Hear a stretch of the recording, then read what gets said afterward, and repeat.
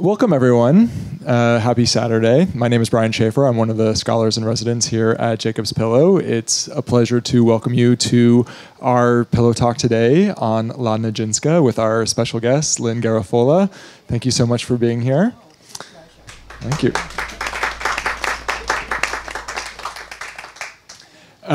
As you all probably know, our Pillow Talks are conversations every weekend that we have with visiting artists, scholars, historians, some of our choreographers. We always get to dive into a new interesting topic. I'm really excited that we get to talk about your book today. Tomorrow at this time, we're going to be screening a documentary about Black Grace, the company that is performing in the TED Sean this week. So be sure to check out our Pillow Talk schedules when you visit the Pillow. And also, just to let you know that after our talk today, Lynn will be here to do a book signing right here in Blake's Barn. So please stick around for that. Now I will do a brief introduction. So Lynn Garafola is a historian, critic, a professor of dance at Barnard College. In addition to her new book, La Nijinska, which we will be discussing, she's the author of Diaghilev's Ballet Russe and Legacies of 20th Century Dance. She contributes articles and essays regularly to scholarly and general interest publications and is the former editor of the book series Studies in Dance History. She's been a guest curator for dance exhibitions at the New York Historical Society, the New York Public Library for the Performing Arts, and other institutions. She's a former Getty Scholar, a recipient of fellowships from the Social Science Research Council and the National Endowment for the Humanities, and is an elected member of the American Academy of Arts and Sciences. That is all very abridged, and I will leave it there, but that is just a taste of the many accomplishments. So thank you for being here. And to start, I'd love to know if you can just share your relationship with Bronislava Nijinska. When did you first meet her, so to speak? Well, I never knew Bronislava Najinska in life. She died in 1972, and I was then really just beginning to discover ballet as something that I was interested in writing about. But it's as I began working on my book about Diaghilev that I encountered her, that I saw my first productions of Les Noces and Les Biches, both on tape as well as on the stage, and just became fascinated with this woman who, within this pretty all-male Diaghilev circle, had created such remarkable ballets. So another thing that drew me even deeper into her was that in the early 1980s, I met Nancy Van Norman Baer. Nancy Van Norman Baer was a curator working at the San Francisco Museums of Fine Arts, and she told me that she was going to be doing an exhibition about Nijinska. And I said, if you need any help, let me know. If you need any historical advice, let me know. And lo and behold, I found myself giving a lot of advice and doing a lot of editing.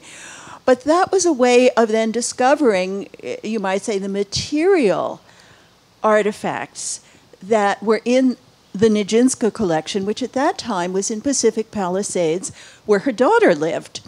And no one had ever seen it. And so suddenly out came these drawings that Nijinska had done while she was still in Kyiv, during a formative moment of her career as an artist. During the same period, she also became friends with artists such as Vadim Miller and Alexandra Ekster, important Ukrainian-Russian artists. And their works were in her collection, and no one knew that she had ever done this. This was like a carefully guarded secret. So that exhibition, I think, was really key. And the research I did for that was really key in encouraging my thinking about Nijinska. And my understanding is that this is the first major biography of her, and she's someone that, while she is obviously well known in the ballet world, is not someone who has been given the kind of scholarly attention that she deserved and that you make quite clear that she has earned. Why do you think that is? Well, I think there are any number of reasons. First of all, she was her brother's sister. And I say it that way, the Shakespeare sister syndrome. We know a great deal about Shakespeare, but less about his sister. Part of the reason was that this sister wrote a great deal, but published very, very little. In fact, even early memoirs, which was a memoir ostensibly about herself up until maybe World War I, in fact, is mostly about her brother, and only secondarily about herself. So she couldn't even get herself together to publish it during her lifetime. I mean, she kept saying, I have my book to do, my book to do, my book to do. And then a letter would come and said, would you stage Les Noces for us? And of course, she dropped the book and run off to stage Les Noces. So but I think it runs deeper. And that was very problematic. But the whole myth of her brother, in which she's very incidental, she may be mentioned, but not really talked much about, is particularly I think one of the real problems. And there were people like Lincoln Kirstein, for instance, who spoke to her, whom she sought out and spoke to several times in the mid-1930s, around the time when the American Ballet, his first company with Balanchine, was getting started. And he seemed to be terribly interested in everything she was saying. They were speaking French, except when it really came down to it, he really wanted access to the photographs she had of her brother, which he didn't have. And as we know, he collected Nijinsky photographs. But it's one of these stories after another, after another. Her dismissal or cavalier treatment by any number of historians, of critics. I mean, I've read things that are really horrible about Nijinska. Now I've read things that perhaps show her to be less than conciliatory at times, really a tough person in the studio, but never some of the writing that I've read about her. The dismissals, the cavalier writings, yes. And I did want to ask you about her relationship with Nijinsky, and also how you chose to approach that in terms of how much you wanted to bring him into your book, because obviously he has occupied so much space in the mythology of ballet in the 20th century, but you don't give him a whole lot of space in your book, and I know a lot of your interest is to kind of remove her from his shadow. So how did you navigate that when you were embarking on the book? Well, it was very hard at first because he's so there. But it's one of the reasons why I didn't really go into the very early life, because the early life would have relied heavily on her own book, Early Memoirs. I wouldn't have been able to contribute very much. And it would have been overshadowed by him and his achievements. One of the important things I did was I kept feeling that that in all this adulation in Early Memoirs for her brother, and this adulation that you find even later, that in fact there's anger underlying it. And that's one of the things I was trying to tease out. The anger, the anxiety, something that existed before everything was clouded over by his terrible illness. Because remember, when he became ill, she walked into his studio, the sanatorium in Vienna. This is in 1921, and he's catatonic. You haven't seen your brother since 1914 when he was dancing and alive and talking, and now he's catatonic. He doesn't recognize her, doesn't recognize his own mother. So this was, I was trying to go back before that period and before the myth that she herself had created about her brother, that in a way he could almost do no wrong. He's Saint Nijinsky. And he too was clearly much more complicated than that. And we'll put him aside now so we don't give him more attention, and we'll go back to her. Thank you. So can you... Nijinska was a well-regarded dancer in her own right before she was a choreographer. Can you kind of set the scene for the ballet world that she entered as a dancer, as a performer. So what was happening in ballet at that time where she was, and what was her path to starting her performance career? Well, she was the child of Polish-born, Warsaw-born dancers who had been ballet dancers who were trained at the Wielkie Theater in Warsaw, and then had decided when they graduated that they would go off and dance in the southern and western reaches of the Russian Empire. This is the whole area that today is, that we're now talking about: Ukraine, Belarus, Lithuania, and various other parts. This is the area, and this is where her parents danced. Václav was born in Kiev. She was born in Minsk, in other words, in Belarus. The other one was born in Tbilisi in Georgia. So this is the world that she inhabited at a very young child until her mother decided that they had to have solid ballet training, and she moved the entire family to St. Petersburg. At that point, pulling every string she possibly could, which meant finding every pole in the ballet world and drawing them in, she succeeded in getting all two of the children to the Imperial Theater School, which is where they received their fundamental education and, of course, their ballet training. At the time, this was probably the best ballet training that one could find. She graduated in 1908. He graduated a few years before. But I would say that's where she received her technical training and where she received her grounding in the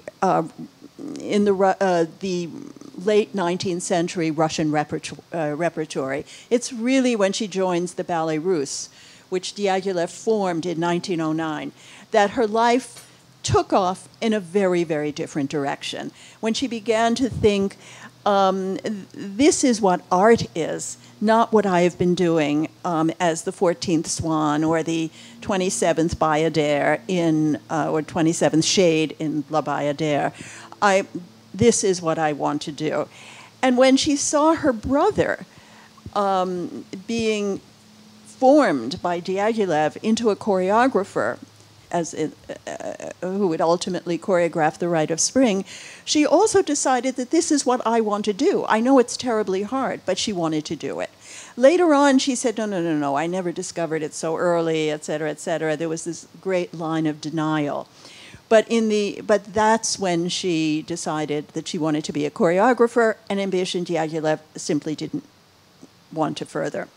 However, I think there were two formative events in terms of her becoming a choreographer. One, that she was separated from her brother, that he remained in Western Europe, World War I broke out, she had returned to Russia, so therefore there was no possibility of being under his influence for a number of years. Secondly, the Russian Revolution happened, and by then she was in Kiev, and at that point everything seemed to break down. Everything was possible, destruction and creation.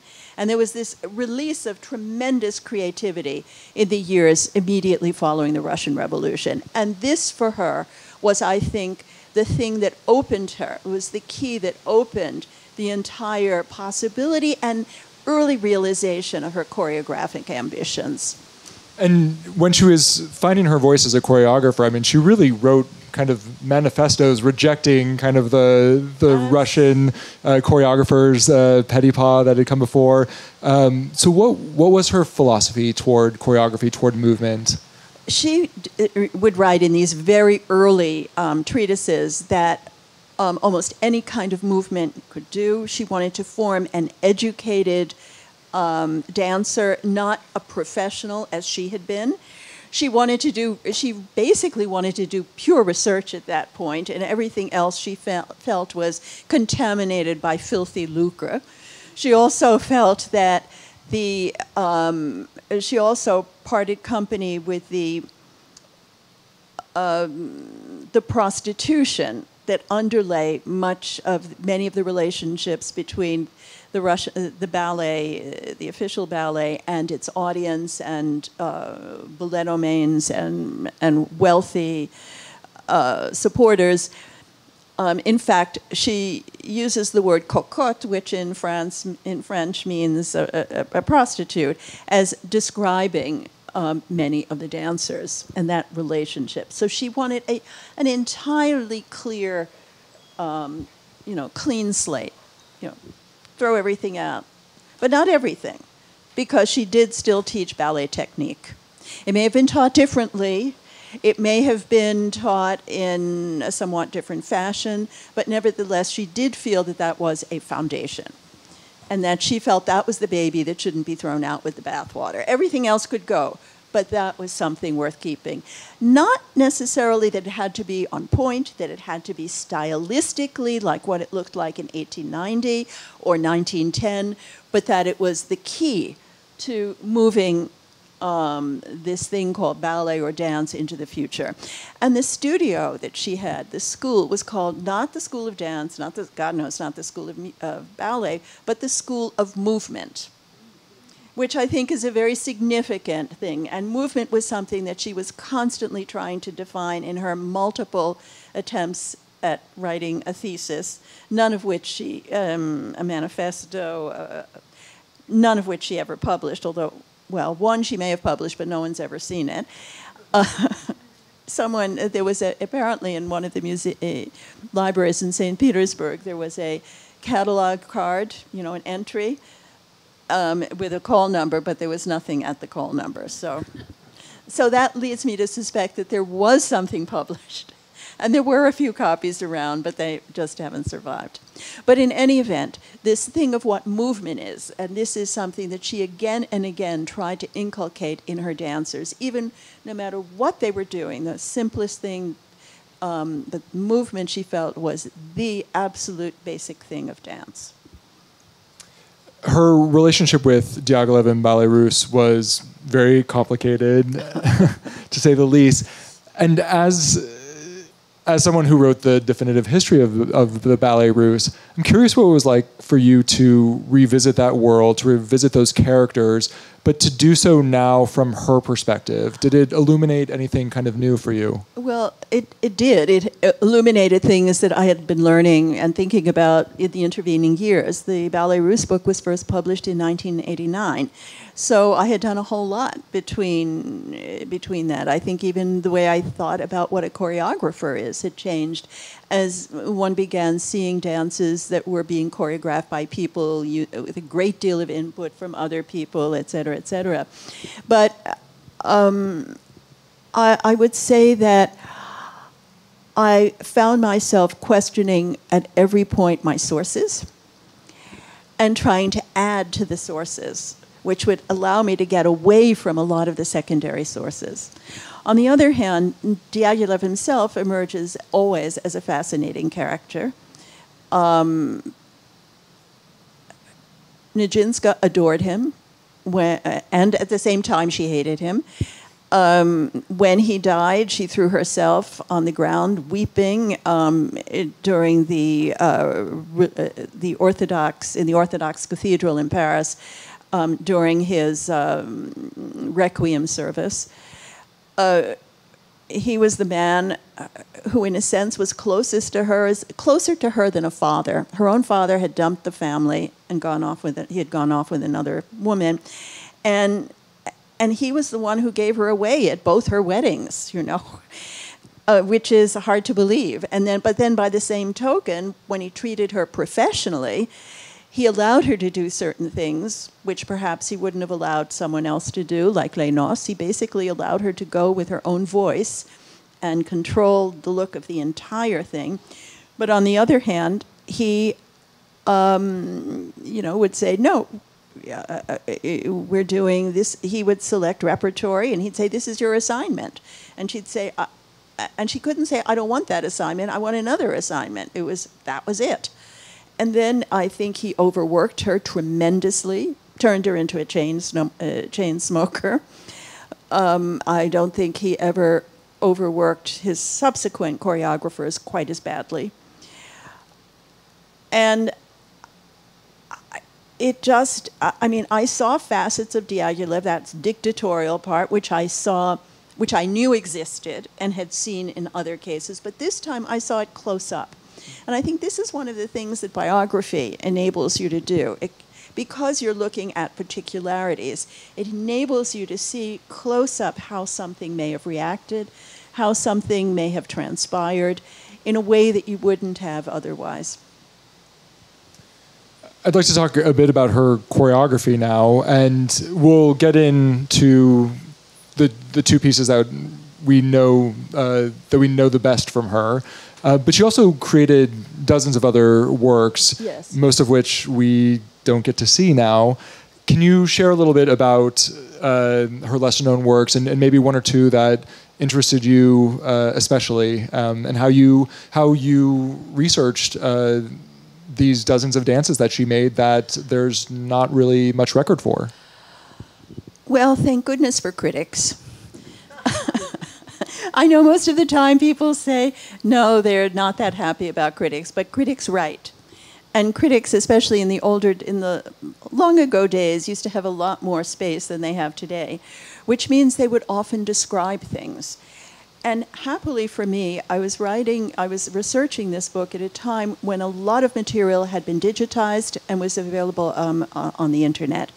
So I was able to, for instance, not rely on what people said the reception of this or that work was, but I was able to perhaps have 10 reviews, which perhaps called into question what Andrei Levinson might have said, or what Diaghilev in a giddy moment might have written to Serge Lifar, or what perhaps someone who disliked Nijinska intensely might have written. So I was able to assemble a kind of data bank. I mean, it sounds silly, but just all of these reviews and other articles that really enabled me to get a better picture of the work. I also was doing much more research with music. Personalities, looking at music reviews. Many reviews were written by musicians, but some were specifically music reviews. And that also gave me a much better idea about how she specifically dealt with music, the relationship with music. She herself would say, the most important thing to me is music when I do my ballets. So therefore, what she was doing with music was certainly of some import, and this was something that the music critics picked up on. So I'm very grateful to the internet and to Gallica, which is the Bibliothèque Nationale de France, the French National Library, which digitized dozens of newspapers up to World War II. So at that point, Nijinska had migrated to the US. So happily, I had lots of material for that. And that gave me an independent point of view which enabled me to liberate myself from things that were handed down, but also to have a sense of some of these ballets, or sometimes they were extended ballets in operas, which she did, and which made it clear to me that this was very complex work, that it was, in some instances, brilliant. There are a few I would really like to see. I'd like to see her Baiser de la Fée, which got some very fine reviews, although it did have Ida Rubinstein, who was perhaps not the easiest person to choreograph for, since she wanted to be a classical ballerina, but wasn't really a classical ballerina. I'm also very interested in this Legend of Krakow, a ballet totally unknown here, which was done in 1937 for the Polish Ballet, which had a contemporary contemporary Polish composer, and which was set in this medieval period. And it was apparently fascinating. One of the critics for the Dancing Times, their Paris critic, went back again and again and again to see this. This is unusual for a critic. They don't do it unless they're really fascinated by something. And kept saying every time I would look at a different part of the stage, there'd be something new happening, and then there would be certain group movements and ensemble movements and movement through space that he thought was brilliant. Another one I'd like to see is Chopin Concerto, which he did during that same season and revived a number of times, including at the Hollywood Bowl, and was rehearsed. That was one of the ballets that was done here at the Pillow. Chopin Concerto for students.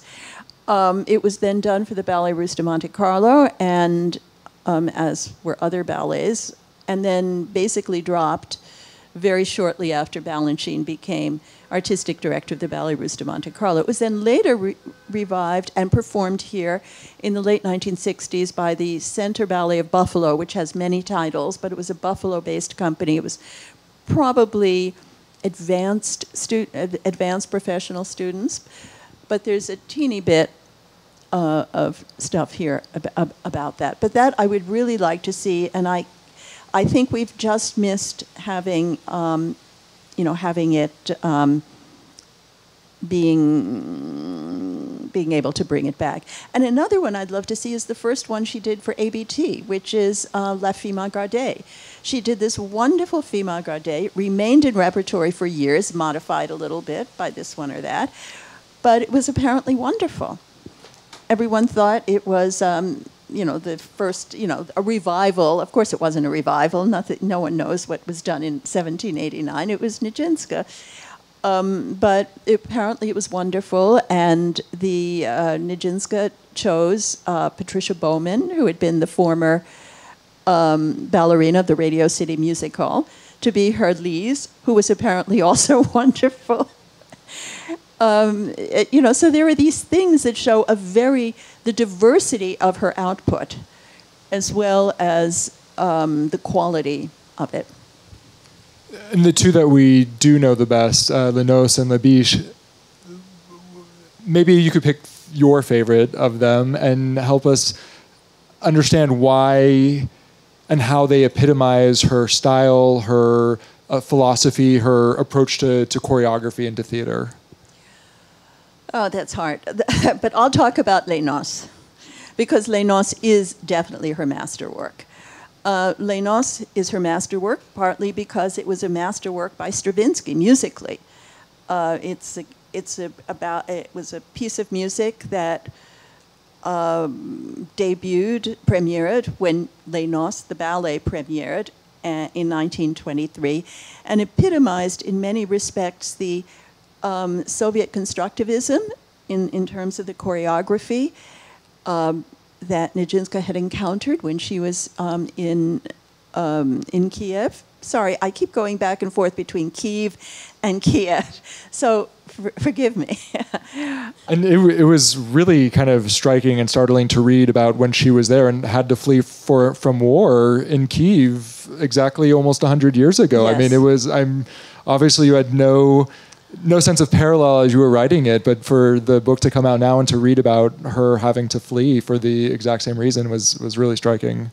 Yes, it was very striking. But also she lived through so much when she was there, in that the city changed hands, 15, 20 times. And this one was bombing, that one was bombing, this one was drawing, this one was entering the city. The next group, between the Reds and the Whites and the Germans and the Ukrainians, and it was a terrible time, but at the same time, hugely exciting. At some point, she received a letter from one of the artists she had collaborated with, this Vadim Meller, who, like her, had spent a fair amount of time in Western Europe before World War I. And he wrote, "We were so idealistic then," meaning during the war, during that period of right after the revolution, and now it seems that moment has passed. He's writing in 1923, but that euphoria, that sense that anything was possible, that I think she brought. But anyway, to go back to Les Noces, Les Noces is a highly abstract ballet, although I guess today we'd call it semi-abstract. It was Les Noces means wedding, or in Russian, svadebka, it's a little wedding. And it's about a bride and a groom who are to be married. And there are 4 scenes: the departure of the bride, her braids are when her braids are prepared, she leaves, then the departure of the groom, and lament of the mother who is losing her daughter, and then finally the wedding. However, everyone is dressed alike. There is nothing festive about this. The braids are these very, very long braids, and they almost seem to decapitate the bride as she's being led away. The groom seems to be surrounded by his young men and his group of young men, and there is no pleasure there. And finally, the wedding feast, well, it's brilliant in the way the use of the space is used, in the hammering of the rhythms, but it's certainly not a joyous occasion, and it ends with a pyramid, almost like a Meyerholdian pyramid, and as the bells chime at the end, it's almost as though this is now going to be repeated, that this is a ritual, this is something that will be repeated and repeated and repeated. For Nijinska, it touched a really personal chord. She was very close to her mother, and when she wrote about her, wrote about the pain of the young girl leaving her mother as one of the underlying sources, sense of the ballet, it was very poignant, and she also wrote, this was an article again that she never published, but was published after her life after her death in Dance Magazine. She talks about, here are two young people. They have no idea, they're being thrust together. They have no idea what will happen, especially the bride. She goes to the groom's house. What will happen to her? And the overall, almost Soviet quality of the piece is in the fact that the bride and groom, who are ostensibly characters, in fact are non-characters, and that this is a mass work with a mass of dancers. The final scene has something like between 32 and 35 dancers, in many instances all doing the same things. You can imagine the amount of rehearsal that takes. And moreover, they're all dressed alike. They're in kind of abstractions of everyday Russian peasant wear. Pinafores and blouses, brown and kind of off-white, and the same for the men, who wear something like Russian shirts and trousers. The women are on point. They don't do very much on point, but nevertheless it gives a certain skittering quality to them when they do certain kinds of steps. So I would say that dehumanization and that and this abstraction, semi-abstraction, are probably two key things of the work, and also along with that, this sort of incipient, along with this modernism, this incipient neoclassicism, because all the dancers were on point, although no one was using point the way Petipa had used point in the 1890s in Sleeping Beauty, let's say. So it's a very significant work. And thank God that Frederick Ashton decided, when he became director of the Royal Ballet, decided to revive it. Otherwise, it too would be dead. But he revived it, kept it in repertory. It was notated. It was filmed. So all the right things were done. Thank you. You've mentioned a few times Jacob's pillow and yes, Nijinska's relationship to the pillow here, and of course we're very interested to learn more about that. So yeah, maybe we'll start with reading. We have Lynn uncovered some fabulous correspondence. It's not mine. It's the Pillow who has uncovered it. Our Pillow archives. Yes, and Norton uncovered it for me. Thank you, Norton. It's Norton Owen, our Director of Preservation here.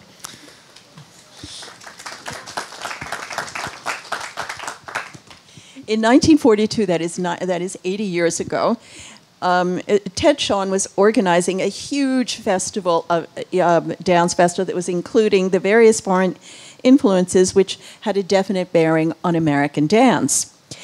And there were programs of American folk dance, Spanish and Latin American dances, ballroom dance, et cetera, and Joseph Pilates was around teaching stretching, and Nijinska was restaging 2 of her Hollywood Bowl works, Etude and Chopin Concerto, for the students at the Pillow.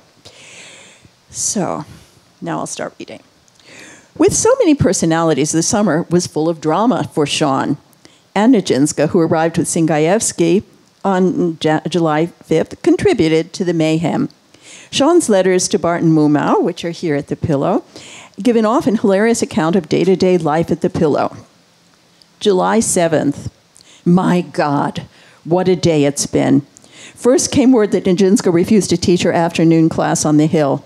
Then she decided she would. Then a wire that her star male dancer was arriving for the whole summer, and as we had never heard of him, yes, as we had never heard of this, there is literally, thank you, not a bed on the place. So I run smack into Nijinska and Singaevsky. Singaevsky's her husband, and have a session with them. All gracious on both sides, but adamant on theirs that we do have to take care of the male dancer 8 weeks, plus paying them for performances. July 25th. The petty irritations go on constantly. One Leila Volkova, forced on us by Nijinska as a scholarship student, is leaving today because she won't walk from the Hill down here for her meals and back. August 13th. Professor Aaron has quit. Says Madame Nijinska is completely unbearable. August 15th. Fern, that's Fern Helscher, who was the Pillow's business manager, had a terrible session with Singaevsky and Madame over the pianist problem. Fern went all to pieces and cried, and Madame took Fern on her lap and comforted her. It was all so Russian. August 23rd. Yesterday was as mad a day as I have ever lived through. Fern had been hiding from Singaevsky all morning. Later, I ran smack into Singaevsky and Nikita Tallinn, and they jumped on me. I held fast and reiterated what we would do and what we wouldn't. Then Madame came and said she wanted to start it all over again, but I kissed her hand and ran from the house. They followed to the foot of the stage and started to yell for Fern, and she had to come down. Then it raged, and I got fed up with it and swooped down on them and out-yelled the Russians. Boy, it was a scene. However, then after a few days, he's invited by Madame into the studio, and he's stunned. He wrote to Mumau that he was simply amazed at what she I'm simply amazed at what she has accomplished. With beginners, mixed ages, sizes, backgrounds, she's achieved 2 ballets of completely professional finish, stunning ballets, and it looks like an organization that has worked together for some time. And then he goes on to describe her Bach ballet, which she called Etude, and it was a very early, completely abstract work that she had created in the late 1920s and was usually performed in Paris to enormous controversy, with people saying, yes, this is so moving, and other people saying, there has to be a plot to ballet, et cetera, et cetera. But in the end, he writes, it was a great and memorable occasion, a genuine tribute to a truly great artist. And that, I felt, was a kind of remarkable thing. Thank you. Thank you so much for reading that. That was such a treat to get insight into Ted Sean and to Nijinska and the antics at Jacob's Pillow, which continue to this day, of course. I hope everyone's not yelling at one another. No, I hear no yelling here. The next time she was here was almost 30 years later, I believe. Was that 1969 with the Center for Ballet in Buffalo? Yes. And at the time, and you also share, I think from that visit, a little anecdote from Anne Hutchinson Guest, who was there at the time, who was a long time supporter of the Pillow, a longtime treasure here. We lost her just this spring. She was 103, a world-renowned dance notation. She was going to be you. Oh, She was going to be my interlocutor. Oh, well, that's... I mean, I'm happy to be here discussing with you, but that would have been such a joy to watch. So I'm sorry that we didn't get to experience that. I'm sure you have a nice little anecdote of when she went for tea at Nijinska's place, but I'm sure you had a long conversation with her about it. And I'm curious, other things that you would maybe want to share from her recollections of Nijinska here. Well, her recollections were not actually the most positive. She expected her to speak more English than she did. Nijinska by this time did speak some English, although she tended to speak it as little as possible and relied upon her husband as a translator. He was not the best translator, but I think she felt ashamed at her English in a way that she did not feel ashamed of her French, which was not perfect, but nevertheless she felt she could get by pretty easily in it. Also, she felt that Anne felt that she was not really a ballet person. Now, that may have been one of the things that interested Nijinska about her, that she was a little bit different. In other words, Anne Guest had a great deal of training in England at Dartington, and that's where a lot of something like modern dance training was being conducted. One of the few places in England at that time in the 30s where you could study something akin to modern dance. So when she came here, she had ballet, but she had other things in her body, and I think Nijinska responded to that. In fact, she wouldn't have invited her for tea if she wasn't interested in her. She invited rather few people for tea. One of the people she invited for tea later on with the Buffalo season was Anna Marie Holmes, who is also someone who I think has taught quite a bit here at the Pillow. So that's another sort of interesting Pillow connection, although, yes, and Anna Marie was here in the late 1960s with the Center Ballet of Buffalo. What else? I don't think she... I don't think Anne Guest, or Anne Hutchinson as she was there, really grasped that much what Nijinska was up to. Or why Nijinska might have been feeling somewhat fraught. This was the start of Nijinska's second diaspora, if you will. She was constantly looking for work, trying to find a place for herself in this American ballet polity at a time when numerous dancers had chosen to come to the United States in 1939 when the war broke out, and some even a few years earlier. So it was a very fraught time for her. And kind of in the American ballet milieu, kind of mid-century, of course, we have George Balanchine, who is being very celebrated, and a major company is created around him, and they also famously had a contentious relationship. And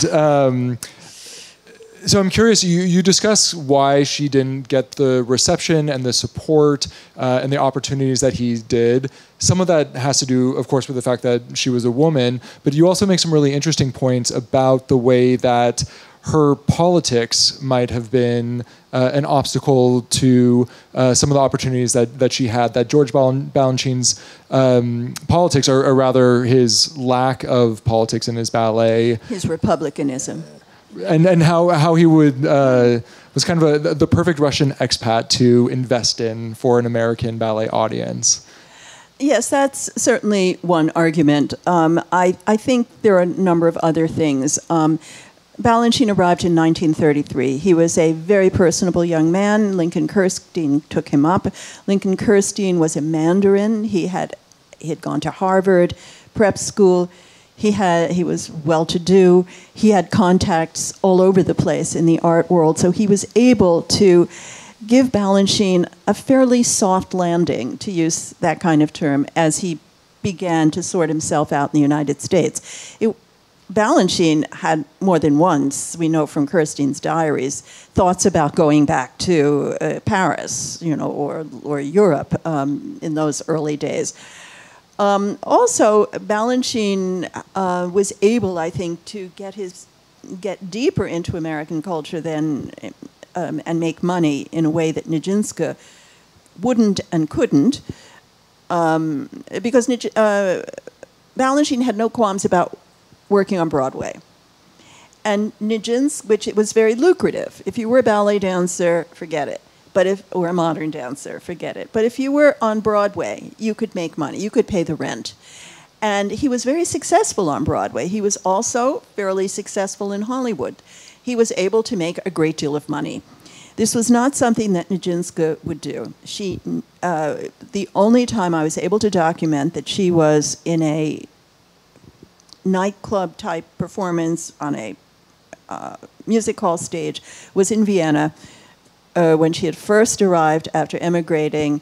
She had had a fight with her sister-in-law who had said she would support her. She hadn't yet joined the Ballet Russe, and so she and a partner, another emigre, they did some dances on the music hall stage. But after that, nothing. So she taught a great deal. She went halfway around the world. She worked in Argentina. She worked in Poland, as I've mentioned before. She worked all over, but she would not do popular theater. And that's something that I think was very important to the Americanization of George Balanchine, if you will. Also, he could charm people. He charmed Sergei Denim, who kept her hanging in the Ballet Russe de Monte Carlo. Reading that correspondence was like, oh, why doesn't he just tell her he's not using her any longer, instead of all being so wishy-washy, when in fact we know now that he was in correspondence with Balanchine the whole time. Another thing was that her temper. She was known to lose her temper. And she was not the nicest person in the studio. Of course, there were a lot of not-so-nice people in the ballet studios of the 1940s. Fokine, I heard somewhere through a chair. That wasn't Robbins, Fokine. Robbins, of course, later was horrible. Tudor was awful. So she was, one might say, in good company. But one difference, of course, she was a woman. And that's where I think you see the gender playing out, because certainly many of those choreographers did not treat dancers very well. She also did something that I think was a terrible decision, even though she was basically the financial support of the family. Her husband and her daughter really wanted to settle in California. California for them was God's country. And remember, this is California before all the fires, droughts, etc., lemon grove and all of this. And in fact, they moved to California, and she was not happy there. Ultimately, she settled in, but it meant that every time she had, apart from things she did in California, which were mainly teaching, she would have to come back to the East Coast. That became expensive because it was both herself and her husband who would have to get transportation. In fact, there would have been a third. There would have been a sequel to that season at Jacob's Pillow, and Sean absolutely wanted her back for the following year, but there had been a lot of cuts. They had to cut back. It was rationing time. It was 1943, in the middle of the war. And Sean just couldn't afford having her. I mean, he just couldn't afford it. Had she been in the New York area, in the metropolitan area, it would have been possible. And so I think that was a drastic mistake, having done that. And so she had a successful school in Hollywood. She sometimes taught occasionally in New York City, but she was never able to form a group of students who knew who she was, who knew her work, and therefore, and even though she heard all kinds of gossip, people wrote lots of letters to her, nevertheless, she was never able to be part of this New York dance world the way she would have been had she been living here. Now, New York is not the beginning and end all, as we know, but nevertheless, the centralization, the consolidation of professional ballet in the 30s and 40s and 50s took place in New York City. But if I could have a moment, I'd like to tell a really funny Balanchine story. Yes, please. Okay. In the in the 1960s, I've forgotten exactly when, maybe 1963, 64, Los Angeles, which never seems able to produce, or until very recently, to produce a professional ballet company, the fathers that be decided they were going to have Balanchine do a second company and do it in Los Angeles. And there were lots of newspaper articles in the LA Times. And Nijinska writes a letter, a long-winded letter to the editor, which of course wasn't published, translated by her husband, who wasn't the greatest prose stylist, and saying there are all of these teachers here who are extraordinary teachers, who were world-famous dancers, and Tamara Tumanova, she mentions Ryobushinska, all of these stars of a certain period of American ballet. And many people, including in Mr. Balanchine's own company, like Allegra Kent and others, started training with people like herself and others. And and she ranted on and on and on. So eventually, the letter, of course, wasn't published. I was stunned when I found it in the archives. And eventually, the company materializes and, of course, collapses within a year. So they were all vindicated. Thank you for sharing that.